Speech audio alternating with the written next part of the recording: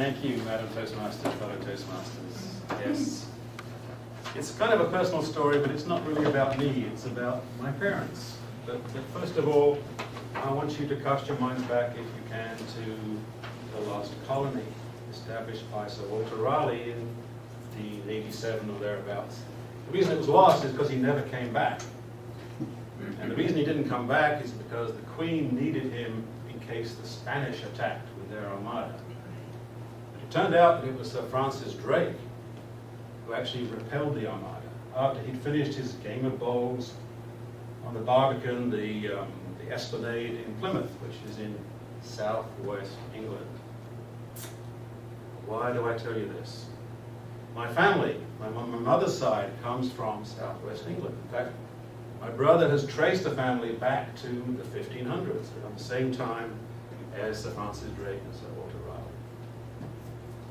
Now, if you follow this trend, when the Armada was sighted, the Spanish fleet, the English had a chain of watchtowers or alarm towers where they would light a fire, and then the next one would see it and they would light their fire, and so on, all the way up to London, which is where we start with my father.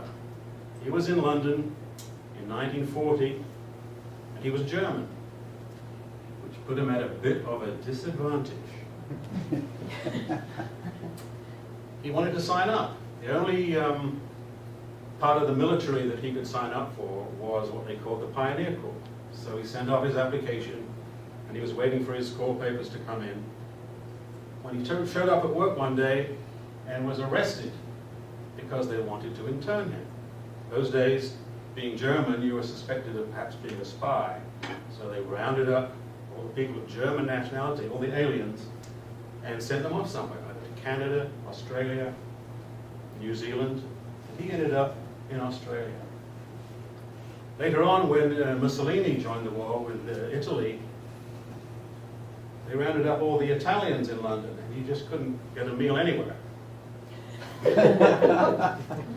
So this is in June 1940. He was sent off to Australia on a ship, interned there for a year and a half.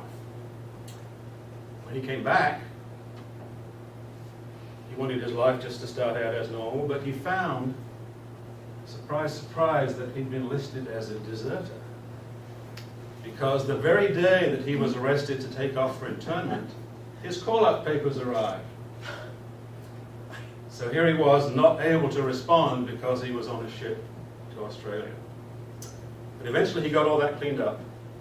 He was accepted into the Pioneer Corps and posted to Plymouth. Another coincidence. This is how my life kind of works. Meanwhile, my mother, you're wondering what happened to her. She worked for the WAAFs, the Women's Auxiliary Air Force, in Plymouth. And she was based in an underground, secret hideout communication center that the British Navy used to track U-boats. It was so secret that all it was just an anonymous door in the wall. What you may not know about Britain is that every night they used to put out milk bottles, and the next day the milk would come, take the empties, and leave the new milk bottles. So this secret hideout always had 20 milk bottles outside. It's not very secret after all. One day my father and a friend of his went out and signed up to WAAFs for a date. When the time for the date came around, they didn't show. So they quickly cast around for a new couple of ladies who would suit, and one of those was my mother. 3 years later they were married. This was still during the war, 1944.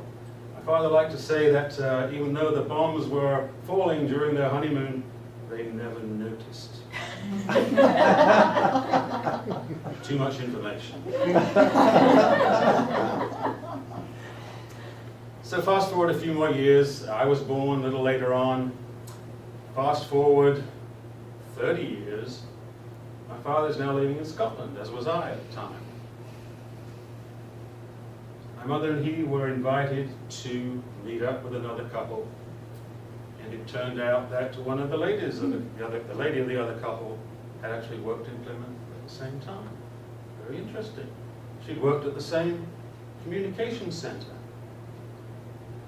Very interesting. At some point in the conversation, my father shouted, "You stood me up!" It was the same woman who had been his first date in Plymouth 30 years previous. Amazing coincidence. Fast forward another 30 years, thereabouts, and here I am in Raleigh, named after Sir Walter Raleigh, and my middle name is Walter. Go figure. So it's been a personal story. I think what I would like to say is that if it wasn't for all those coincidences that I outlined, you know, the internment at the wrong time, the coming back, the getting posted to the same place as my mother, getting stood up with some other woman, and then meeting my mother, I would not be here. So that's what makes it personal.